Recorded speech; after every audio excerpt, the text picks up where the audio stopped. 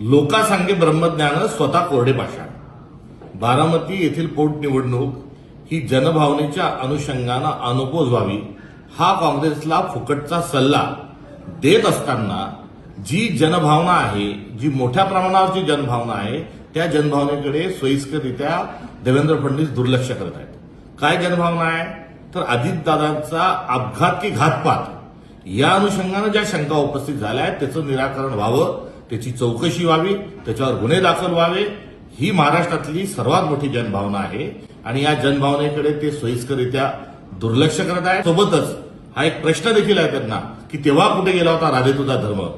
मुदा आज आपण निवडणुकीच्या अनुषंगानं आपण वक्तव्य खुशाल त्या ठिकाणी करत आहात, मात्र एफआरआय दाखल करण्याचा, ब्लॅक बॉक्स सापडण्याचा, ताबडतोबीनं चौकशी होण्याचा हे आपलं जे कर्तव्य आहे हे आपण बजावताना दिसून येत नाही.